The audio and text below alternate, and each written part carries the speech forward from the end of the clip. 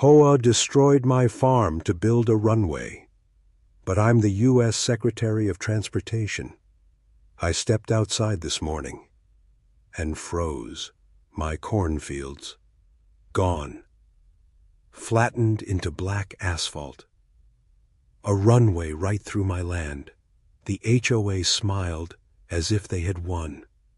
But they had no idea who I was. I ran my hand through the dirt and realized this was bigger than petty rules. Much bigger. Something was about to happen. Something they would never forget. And I could already hear the engines coming for them. Welcome back to our channel, HOA Secrets Uncovered. I'm Alex. I live on the quietest street in suburban America. I grow corn. I love the smell of fresh soil in the morning. And I also happen to run the U.S. Department of Transportation. Yes, you heard that right. Today, you're going to see what happens when a petty HOA decides to destroy a farm.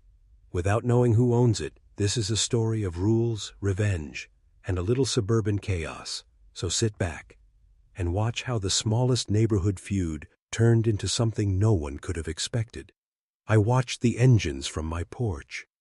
The black asphalt cutting through my farm glinted in the morning sun. My corn, my fields, gone, flattened, as if they had never existed. And the HOA president, she was smiling, but her eyes told another story, a story of fear I could almost taste. I walked slowly toward the fence, every step crunching on dirt that wasn't mine anymore. The smell of burnt soil mixed with asphalt filled the air. I had grown up here, planting seeds, watching them grow under the warm sun. And now, the ground was steel and concrete. I couldn't believe it. I leaned on the fence and watched the neighborhood. The cul-de-sac looked perfect. Too perfect. White fences, green lawns, freshly painted mailboxes.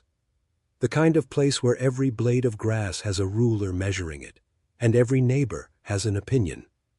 Even if it's not asked for, I could see Mrs. Whitaker across the street. She was glaring at me, or maybe at the tractors I left parked in my yard. I wasn't sure, and I didn't care. I closed my eyes, trying to remember the smell of fresh corn, the wind moving softly through the leaves. But the memories felt heavy now. Burdened with asphalt and HOA tyranny, I opened my eyes and realized something. They had built this runway without asking, without permission, without a single thought for the farmer who had lived here all his life. And then it hit me. I am the U.S. Secretary of Transportation. I run the agency that oversees airports, highways, and every flight path in the country. And yet, here I was, watching a petty HOA destroy what I had built with my own hands. The irony wasn't lost on me. I laughed quietly, a low sound that probably startled a few birds. They thought they were untouchable. They thought their small rules, their fines, their threats could matter in the grand scheme of things. But they didn't know. They had no idea. I walked down the driveway, my boots crunching against broken soil. I approached the first stretch of asphalt. The edges of my field sticking out like wounded arms. I knelt and ran my fingers over the surface. Smooth, cold, unyielding. I could still feel the warmth of the sun on the soil beneath, but it was gone now, buried under a lie that smelled like money, control, and power. I stood up and looked around. Neighbors were peeking from behind curtains, their eyes wide, some curious, some fearful. They knew the HOA had gone too far, but nobody dared speak. Except me. I had a job. Yes, an important job. But today, that didn't matter. Today, I was just a farmer, and farmers don't run from injustice. I took a deep breath and let it out slowly. The morning air tasted different, sharper, as if it knew a storm was coming. The HOA president was still watching, her clipboard in hand. checking imaginary boxes, her rules, her power. Her little empire, I could see it all in her posture. The stiff back, the tight shoulders. She thought she had won, but she had no idea how wrong she was. I started walking along the runway, my fingers brushing the asphalt, each step echoing like a drumbeat in my mind. I remembered the first time I had planted corn here, the soil soft and warm, the sun golden. And now, it was gone, replaced with black concrete. I wanted to scream, but I didn't. I wanted to fight, but the fight had to be smart. The HOA didn't know who they were dealing with. I glanced at my mailbox, now standing perfectly within regulation height, the grass around it trimmed. Exactly 2.5 inches. I had followed their rules, every single one. Even the ridiculous ones about mailbox numbers, lawn colors, and fence heights. And yet, they had still taken my farm. The thought made my hands clench, and then I smiled quietly. If they thought I would fight without planning, they were very wrong. I walked further along the runway, tractors parked uselessly on the edges. My tools abandoned. I imagined planes flying over this neighborhood, takeoff, landing. My land now part of some HOA fantasy. I could feel the tension building, thick in the air, every neighbor watching, every camera silently recording, and the HOA president, still standing there, thinking she was untouchable, thinking her smile would protect her from what was coming. I bent down, picked up a small piece of broken cornstalk. The fibers cracked under my fingers. I held it tight, a symbol of everything they had taken. And I knew it was not over, not by far. I would make them regret this, not with anger, not with shouting, but with patience and precision. I walked back to the porch and sat down. The wind blew gently through the neighborhood, a normal day for everyone else. But for me, it was the calm before the storm. I could see the HOA board members talking quietly. Some of them looked nervous, almost guilty. But the president, she still smiled, a dangerous smile, a smile that made me want to move faster, to act sooner. I looked over the edge of the porch. The runway stretched across my farm like a black scar. I wondered, how long would it take before they realized that they had built their empire on the wrong ground? That rules don't matter when you forget who you are messing with. And then I thought about my neighbors, the ones who whispered behind curtains, who nodded quietly. Some of them were afraid, but some, I could tell, were curious. Curious to see what would happen next. I rubbed my temples, thinking about my options. Letters, fines, passive-aggressive notes. All of it would work in my favor. I didn't need to yell. I didn't need to fight. The law, my position, and my patience would do it all. And the irony, the delicious irony, was that they didn't even know it yet. I walked back to the edge of the porch, looking down at the runway, the sun reflected off it, blindingly smooth. I imagined the first plane landing here, and the HOA president watching, her expression turning from pride to horror. The thought made a chill run down my spine, not from fear, but from anticipation. I was ready, and I knew. The neighborhood would never forget this day. I heard a distant sound, a low rumble, not cars, not tractors. Something else. I couldn't see it yet, but I could feel it. Something was coming, and it wasn't going to be quiet. I leaned back on the porch, closed my eyes for a second, and let the tension settle in. The smell of asphalt, the soft wind, the nervous whispers of neighbors, all of it painted the perfect picture of what was about to happen. And I realized the game had just begun. So I ask you, if your HOA destroyed your farm or took something you loved, Would you fight back quietly, or would you fight back loudly? And how far would you go to show them that their power is nothing compared to the truth? I walked slowly along the edge of the runway, my boots sinking slightly into the dirt that still clung stubbornly to the sides. The air smelled of asphalt and burnt corn husks, the kind of smell that makes your stomach twist. The neighborhood looked calm, too calm, but I knew better. Every house had its secrets, every fence hid a story, and every lawn had a ruler measuring it.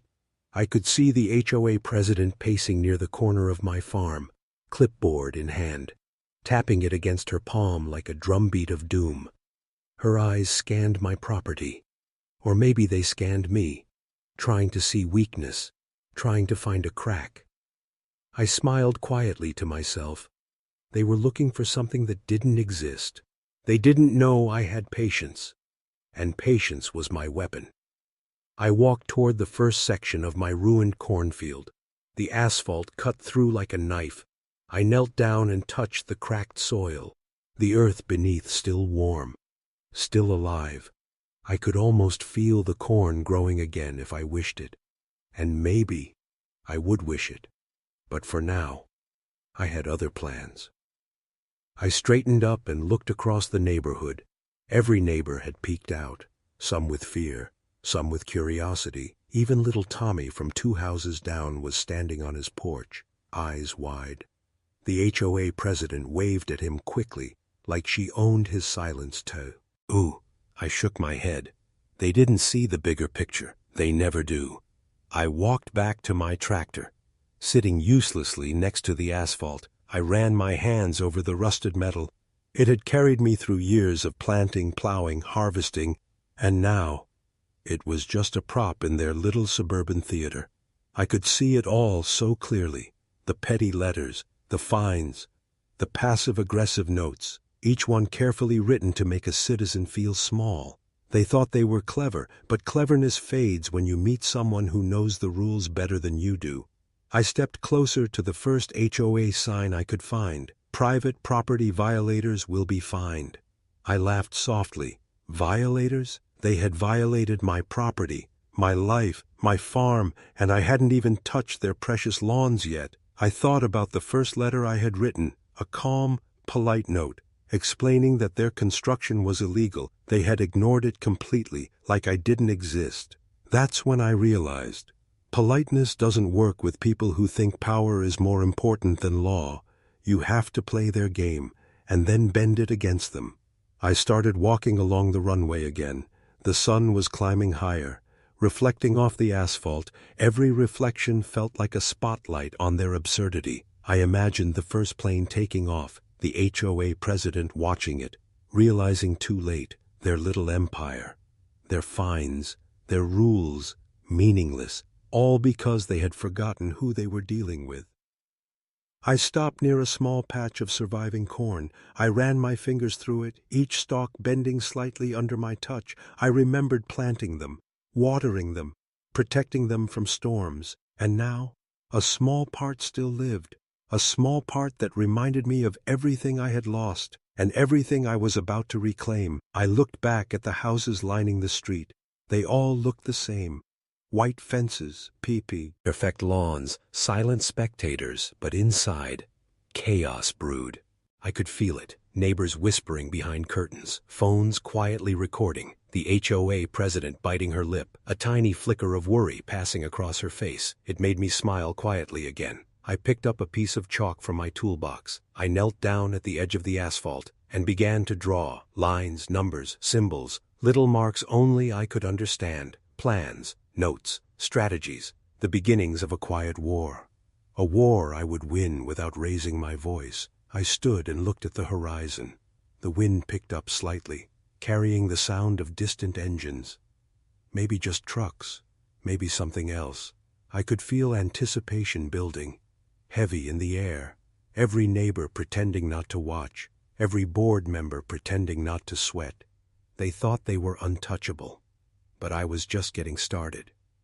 I thought about the absurdity of suburban life, the small fences that divide neighbors, the tiny rules about grass height, mailbox numbers and paint colors. how seriously people take power over things that barely matter. And yet, here we were, a grown man, a secretary of transportation, standing on his own destroyed farm, watching an HOA play God, and knowing exactly how to respond. I walked past my tractor again, stopped by the mailbox. Polished to perfection, grass cut to regulation, even the little flowers in the garden, trimmed to exact standards. I had followed every petty rule, and it had made them blind to the bigger plan, blind to the storm coming. I could see the HOA president now, pacing nervously, her clipboard shaking slightly. I imagined the letters she would write tonight, the fines she would send, the notes she would post on doors. Every attempt to control me, useless. Every effort to scare me, meaningless. I laughed softly, a quiet sound that probably carried across the street. I thought about the irony that they had destroyed a farm to build a runway to us. And yet, the real runway, the one that mattered, would be theirs to regret. I walked back to the small patch of surviving corn, knelt down, and whispered quietly, as if the plants could hear me, "Patience. The storm is coming, and you will grow again." I stood and brushed dirt from my pants. The sun was higher now, the air warmer, neighbors pretending to water lawns, kids pretending to play. But I knew the truth. Everyone was watching, waiting, wondering what would happen next, and I loved it. I walked along the edge of the asphalt again, every step deliberate, every movement quiet. The HOA had built their empire on my land. But empires can fall, quietly. Without warning, I could see it in their eyes already. Fear hiding behind arrogance, worry hiding behind pride, the first cracks forming in their perfect suburban masks. I glanced at my hands, rough from working the soil, but steady, strong, ready. I thought about the letters, the fines, the threats. Every single one of them would be used. Against them, I had learned the rules, and now I would bend them, twist them, turn them into something they could never imagine. The wind picked up again, carrying whispers from neighbors, the distant sound of engines, and I knew the runway was just the beginning. The fight, the real fight, had begun, and nobody, not the HOA president, not the board, not the neighbors, had any idea what was coming. I stopped, took a deep breath, and looked at the neighborhood one last time. The black asphalt stretching through my farm, the perfect lawns, the silent fences, the hidden eyes watching. I smiled quietly, knowing that soon everything would change, and it would change in a way they could never expect. So I ask you, if someone destroyed something you loved, something you worked for all your life, would you follow the rules to the letter and use them against your enemy? Or would you fight back in your own way? What would you do if your quiet patience became your most dangerous weapon? I woke up before the sun. The neighborhood was quiet, too quiet. Only the sound of birds and a distant engine humming somewhere. I walked outside, my boots sinking slightly into the cold dirt at the edge of the runway. The black asphalt glinted in the first light. My farm, still destroyed, still theirs. But I wasn't thinking about what they had taken anymore. I was thinking about what I was about to do. The HOA president was already out, clipboard in hand, walking in slow, deliberate circles. Her eyes scanned my land like she was expecting magic to happen. She didn't know that it already had. I smiled quietly to myself. Magic isn't about spells or wands. Magic, real magic, comes from patience, planning, and knowing the rules better than anyone else. I walked to my mailbox, exactly 41 centimeters tall, polished, grass cut to 2.5 inches, even the edges trimmed. I had followed every rule, every ridiculous petty rule, and it had made them blind to the bigger picture, blind to the storm that was coming.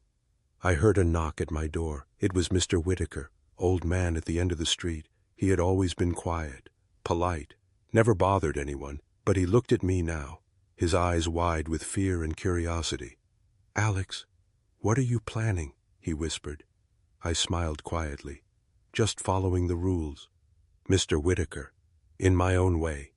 He nodded slowly, like he understood, and then he walked back into his house.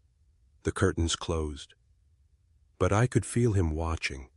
Neighbors were always watching, always judging. But they never knew the real game until it was too late. I walked along the edge of the asphalt, noticing every little imperfection, cracks, edges, small pebbles. I touched the black surface, cold, smooth, unyielding. But underneath, and the earth was still mine, still alive, still waiting. The HOA president paced faster now, her clipboard tapping against her hand like a warning. I could see her thinking, calculating, panicking. She thought she was in control, but control is an illusion when you don't know who you're dealing with. I decided to check my mailbox again. Letters, fines, passive-aggressive notes, all addressed to me, all carefully written to make me feel small. I smiled quietly as I read each one. Every threat, every rule, every insult would be used against them in ways they couldn't even imagine. I walked past the small surviving patch of corn, the stalks bent slightly in the wind. I knelt down and whispered to them quietly, "Patience, your time will come." I could feel the small life inside them, the stubborn will to survive, and it reminded me of myself. I stood up and looked at the neighborhood again. White fences, green lawns, perfect facades, every neighbor pretending not to watch, every child pretending to play. But I knew the truth. Everyone was waiting, watching, wondering what would happen next. I thought about the first letter I had sent. Polite, calm, professional, ignored completely. That's when I realized. Politeness doesn't work with people who think rules are theirs to bend. You have to play their game. And then win at it quietly. I started making a plan in my mind, step by step. Careful, precise. I walked past the edge of the asphalt again, every step deliberate. I could see the cracks forming in the HOA president's expression, the small panic growing behind her smile, neighbors whispering behind curtains, the little kids peeking from windows, even Mr. Whitaker, watching silently from his porch. The irony, delicious irony, was that they had built a runway to show power, to intimidate, to prove who was in charge. And yet, it had given me all the tools I needed, the rules, the letters, the fines, all of it. I could use it, quietly, perfectly, against them. I knelt near the first HOA sign. Private property violators will be fined.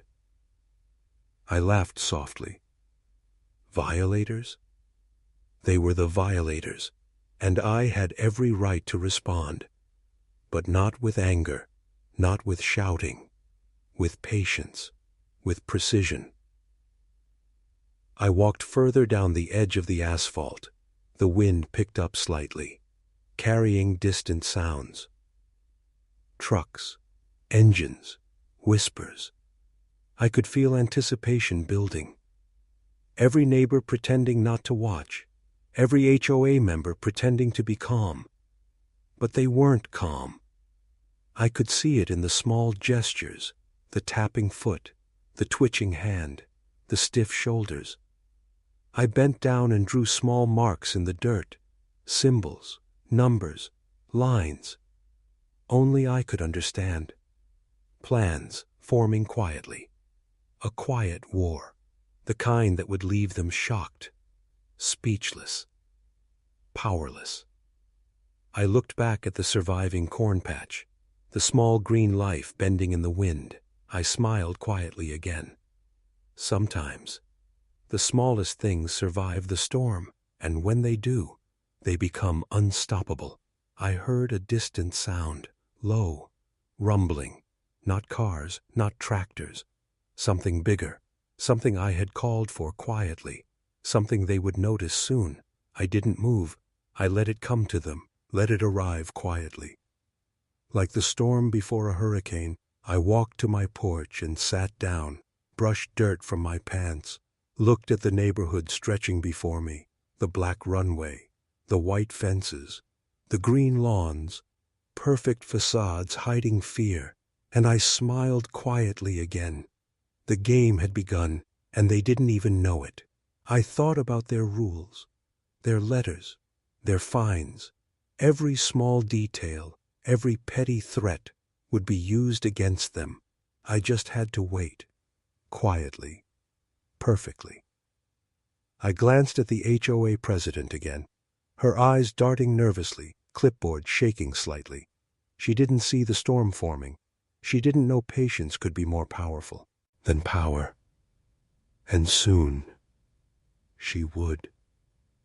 I took a deep breath, closed my eyes for a second, and imagined the first reactions: confusion, panic, realization, every little rule they had ever enforced turning against them. Quietly, perfectly, legally, I opened my eyes and looked around. Neighbors pretending to water lawns, kids pretending to play. But the tension, heavy in the air, was real. They didn't know it yet, but they would feel it. And when they did, it would be unforgettable. I walked slowly along the edge of the asphalt, hands brushing the black surface, cold, smooth, unyielding, and thought about the future, the planes, the inspectors, the inevitable chaos. The HOA had built this runway to show power, but in doing so, they had created their own downfall. I stopped near the surviving patch of corn, knelt down, and whispered quietly, "Patience. The moment is coming, and when it does, they won't know what hit them."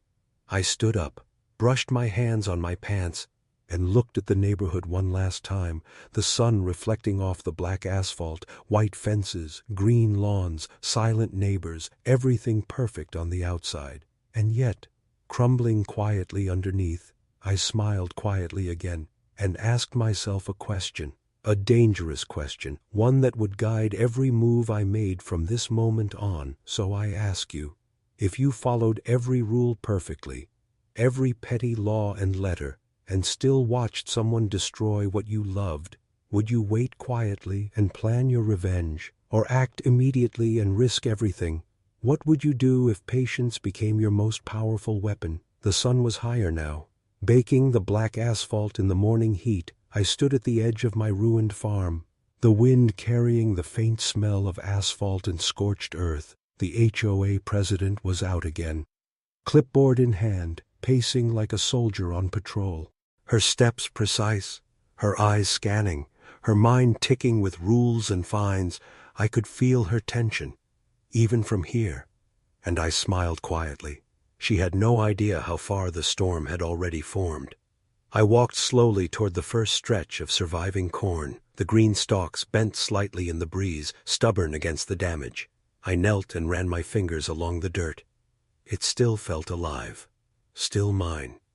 Every step, every touch reminded me that what they had taken could never truly be gone, and I could use that, every inch of it. To turn the tables, I glanced at the houses lining the street. Perfect lawns, white fences, neighbors pretending everything was normal. I could see little Tommy from 2 houses down peeking behind a bush, and Mrs. Whitaker at the end of the street, watering her flowers like nothing had changed. But I knew better. Every eye, every whisper, every glance was a small thread in the tension hanging over the neighborhood, and I held all the scissors.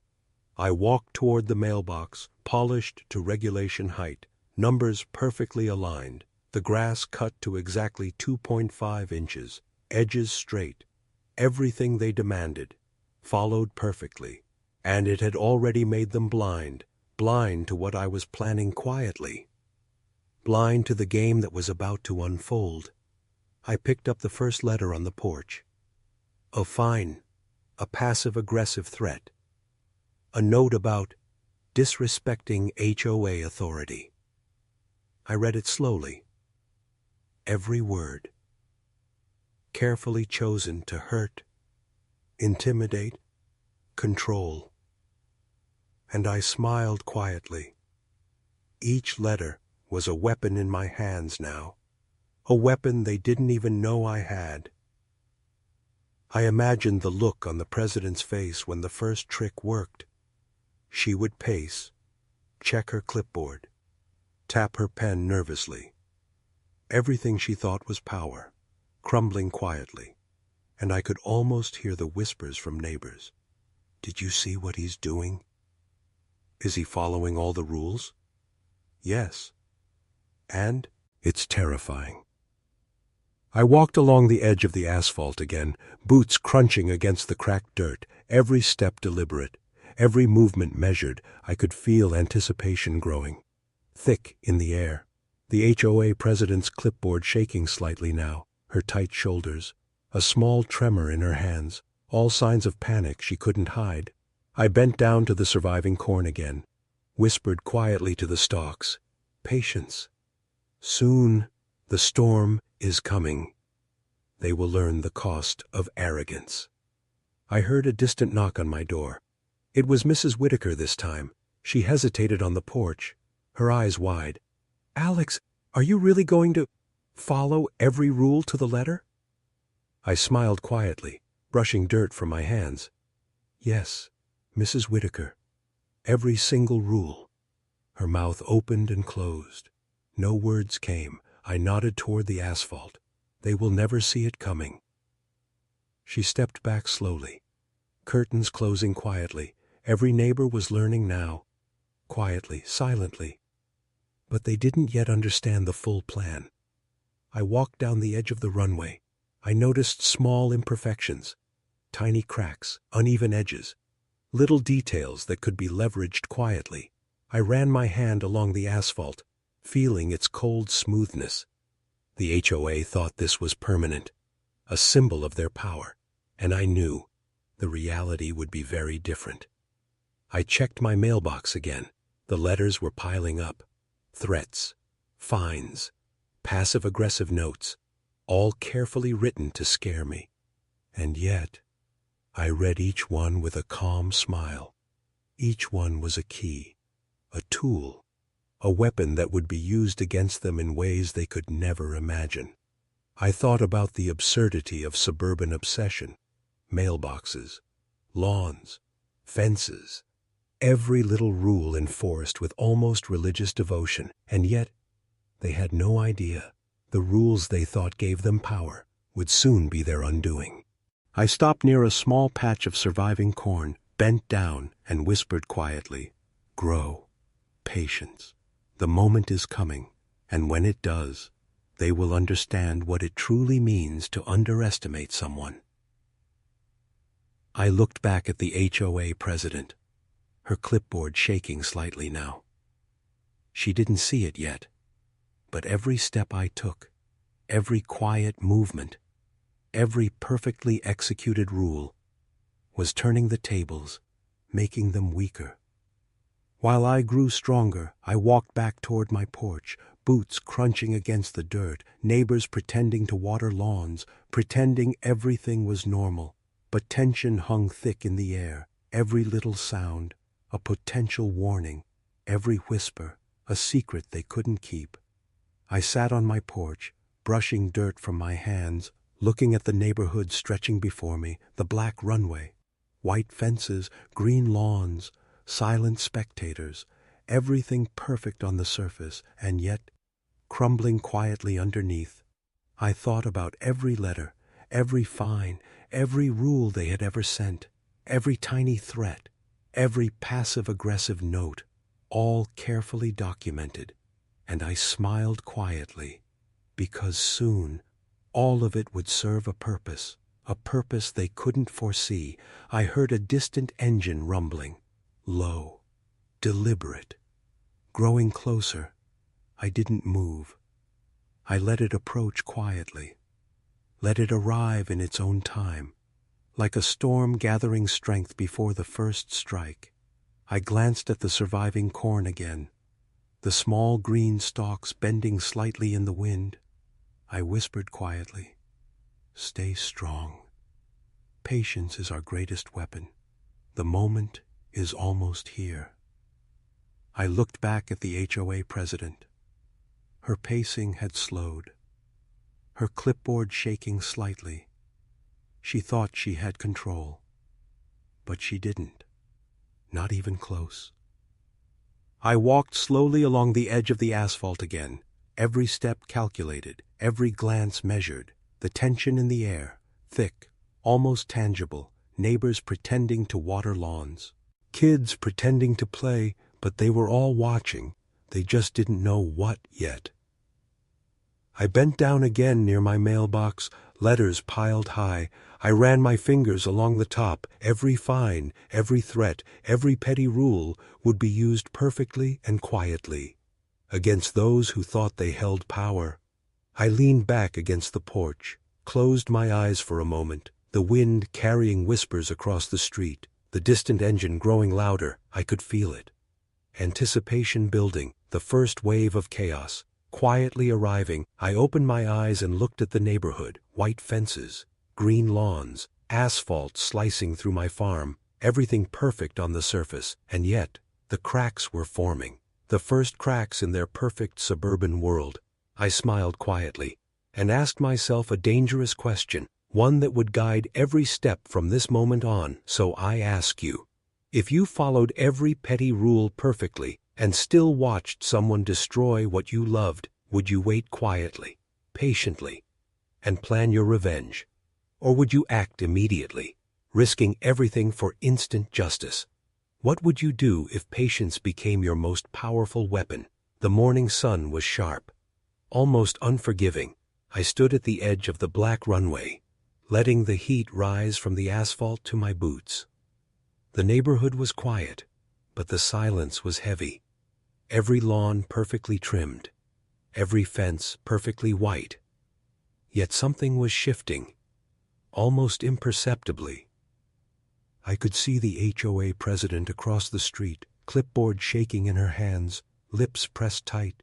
Her eyes darted nervously. She paced in circles, muttering numbers under her breath, rules, fines, letters, everything she thought gave her power, and yet I could see the panic growing quietly behind her forced smile.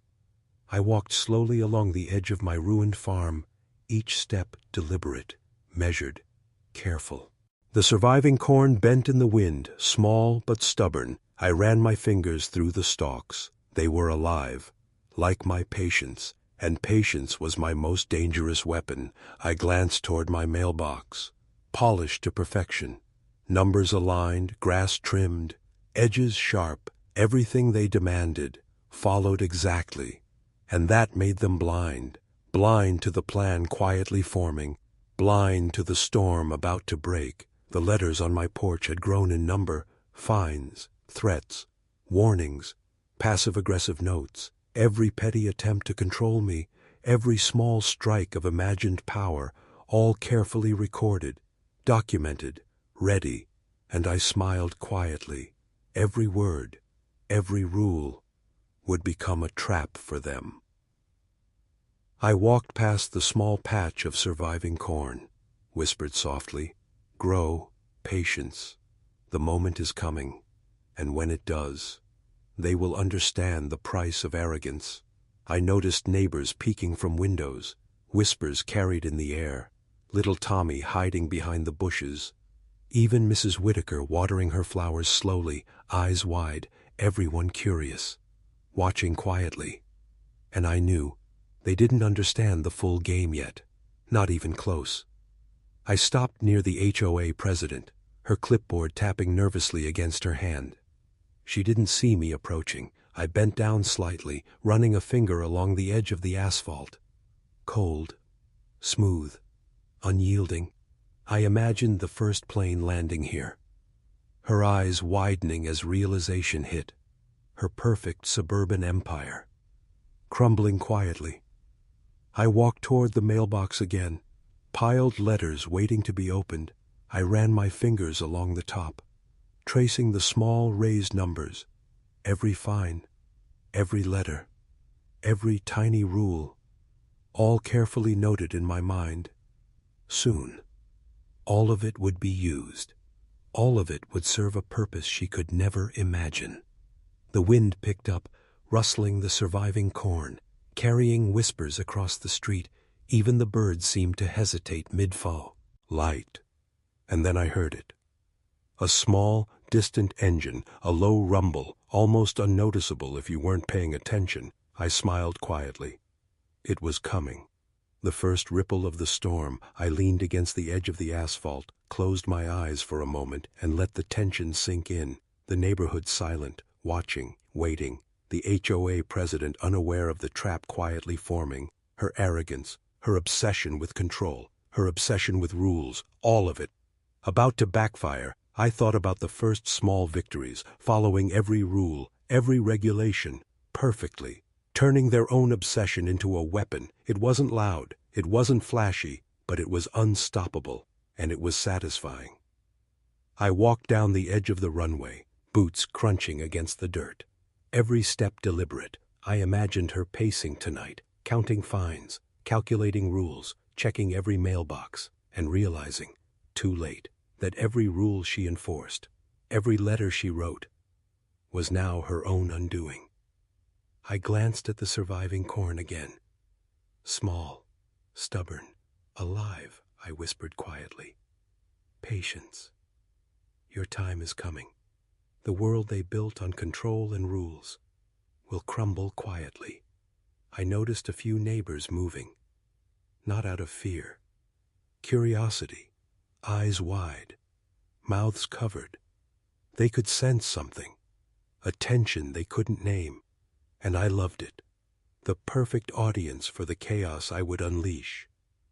I walked back toward my porch, brushed dirt from my pants, looked at the neighborhood one last time. The runway slicing through my farm, white fences, green lawns, silent neighbors, everything perfect on the surface, and yet, beneath, the cracks were forming. I picked up another letter, a small threat about lawn measurements, mailbox alignment, imaginary violations. I read it slowly, savoring the absurdity. Each word, a weapon, each line, a step closer to the chaos. And I smiled quietly. The irony. Delicious. I walked. It passed the surviving patch of corn again, touched each stalk, whispering softly, grow patience. The moment is coming, and when it does, it will be unforgettable. I glanced at the HOA president again, her clipboard shaking, her smile forced, lips pressed tight. She thought she had control. She didn't, not even close. I leaned back against the porch, closed my eyes briefly, listening to the distant engine grow louder.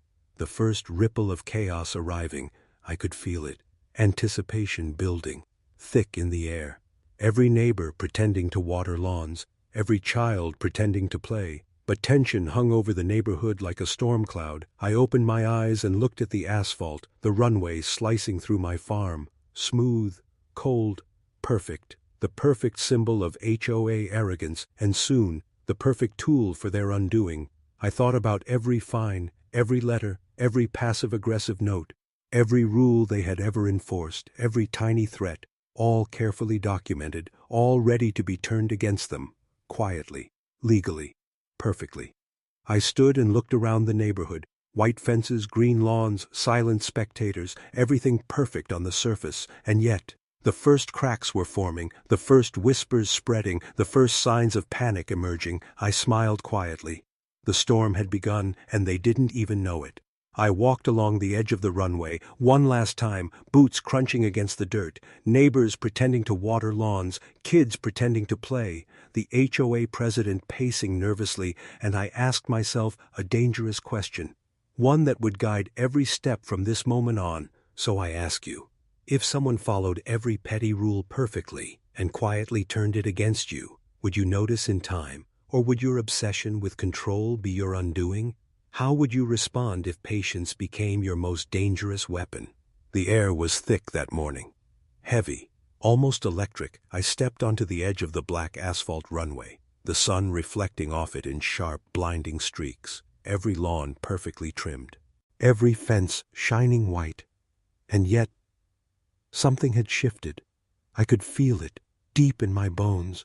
The HOA president was out again, clipboard in hand, pacing faster now. Her lips pressed tight, eyes darting, she muttered under her breath, counting fines, rules, imagined violations.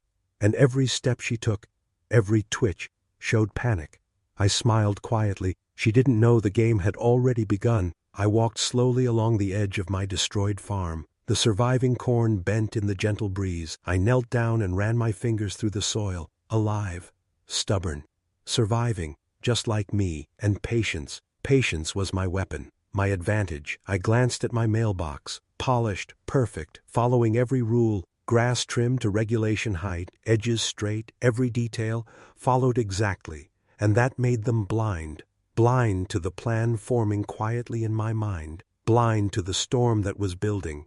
I picked up the first letter on my porch. Another fine, another threat, another passive-aggressive note, carefully written. Attempting to intimidate me, I read each word slowly, savoring it. Every rule, every tiny law, every imagined violation would become a tool against them, a trap they had built themselves. I walked past the small surviving patch of corn, whispered softly to the stalks, "Patience, grow. The moment is coming, and when it does, they will understand the cost of arrogance."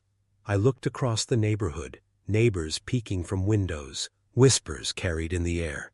Little Tommy hiding behind the bushes, Mrs. Whitaker cautiously watering her flowers, everyone watching, curious, waiting. And I knew they didn't understand the full game yet, not even close. The HOA president's pacing grew frantic, clipboard tapping against her hand, her smile forced, lips tight. She thought she had control. She didn't. I leaned down and ran a finger along the edge of the asphalt, cold, smooth, unyi, elding. A perfect tool for what I was about to do, the runway slicing through my farm. A symbol of HOA arrogance, and soon, a weapon in my hands. I glanced at the letters again, piled neatly on the porch. Fines, threats, warnings, passive-aggressive notes, each carefully documented, each carefully noted. Soon. All of it would serve a purpose they could never imagine. I walked along the edge of the asphalt again, boots crunching in the dirt, every step deliberate, every movement measured. Neighbors pretending to water lawns, kids pretending to play. But tension hung thick in the air, heavy, silent, unspoken.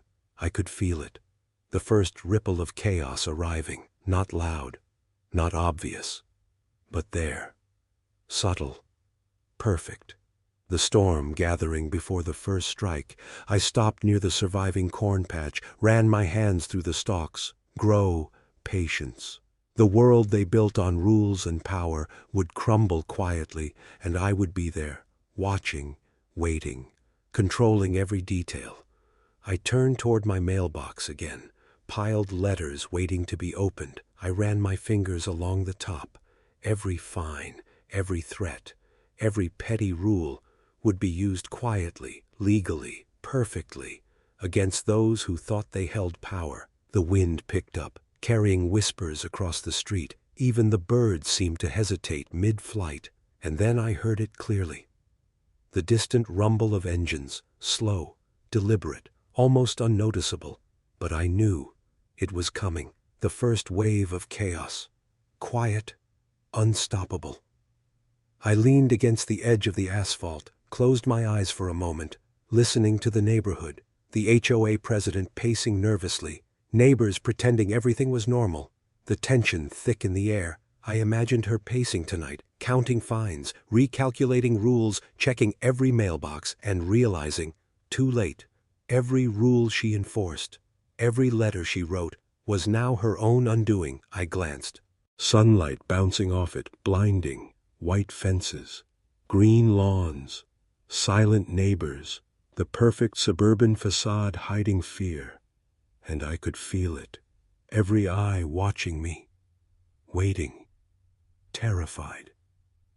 The HOA president was out again, clipboard shaking, lip pressed tight. She thought she had control. She didn't. I walked slowly across the edge of the asphalt, boots crunching against the dirt, each step deliberate, measured, perfect. The surviving corn bent slightly in the wind, whispering softly to me, "Patience. The moment is here." I glanced at the mailbox. Polished, perfect, following every rule, grass trimmed to regulation height, edges sharp, every detail, exactly as they demanded, and that gave me the advantage, blind to the fact that their obsession, their tiny rules, were their undoing. I picked up the first letter on the porch. Fines, threats, passive-aggressive notes, every single one a weapon, every tiny rule. A step in my plan, I smiled quietly as I read each one. The irony. Delicious. The HOA president thought she had power. She didn't. Not for 1 second. I heard engines in the distance. Low. Deliberate. Growing louder. The first wave of chaos had arrived. I didn't move. I let it approach quietly. Let it arrive in its own time, like a storm before the first strike. I walked toward the surviving corn patch, hands brushing the green stalks. Alive, stubborn, unbroken. Just like me, patience had been our ally, and now it was about to deliver justice. I glanced across the neighborhood. Neighbors peeking from windows, little Tommy hiding behind a bush, Mrs. Whitaker watering her flowers slowly, eyes wide. Everyone watching, waiting. They didn't understand the full plan yet, and that made it even sweeter. The HOA president started pacing faster, clipboard tapping nervously against her hand, her smile forced, lips tight, counting, calculating, panicking. Everything she thought was pow. Slipping quietly away, I walked slowly along the edge of the runway, every step deliberate, measured, every glance calculated, the tension, thick in the air. Every neighbor pretending to water lawns, every child pretending to play, but they were all watching. They just didn't know what was coming. I bent down near my mailbox, ran my fingers along the top. Every fine, every letter, every tiny rule would now serve a purpose. Quietly, perfectly, legally. Their obsession with control, their arrogance, all about to crumble. I turned my attention to the asphalt. The black strip slicing through my farm. They had built it to show power, to intimidate me, and now it would be the stage of their downfall. Every crack, every imperfection, a weapon in my hands, every rule, every letter, every fine, ready to be used against them. I could see it in their faces now. Neighbors whispering behind curtains, the HOA president pacing frantically, clutching her clipboard like a shield, the first panic spreading quietly, the perfect suburban empire, starting to crack. I walked down the edge of the runway slowly, boots crunching in the dirt. I imagined their reactions, confusion, fear, realization, every rule they had enforced, every letter they had sent, turning against them quietly, legally, perfectly. I glanced at the surviving corn again. Whispered softly, "Grow, patience. The moment is here, the storm is arriving, and they will understand the cost of arrogance." I stood at the center of the runway, closed my eyes briefly, listening, engines approaching, whispers spreading, tension growing, neighbors pretending to water lawns, kids pretending to play, the HOA president trembling, and I smiled quietly. The trap had worked. Every rule, every letter, every fine. Now my weapon, I opened my eyes, and the first ripple of chaos hit. The HOA president froze. Staring, the neighbors gasped quietly. The first plane taxied down the asphalt, every regulation, every rule they had enforced, in perfect alignment with the chaos, and they couldn't stop it. I watched quietly as panic spread, clipboard shaking, eyes wide. Every rule she had thought gave her control now made her powerless, the perfect suburban empire. Unraveling quietly, every neighbor whispering, every child peeking, and I smiled quietly. I walked slowly down the edge of the runway, every step calculated, every glance measured, the HOA president pacing frantically, counting fines, calculating rules, and realizing, too late, every rule she enforced, every letter she wrote, was now her own undoing. The surviving corn swayed in the wind, whispering softly, "Patience," and I could feel it, the perfect justice, quiet, slow, unstoppable. I looked across the neighborhood one last time. White fences, green lawns, silent spectators, everything perfect on the surface.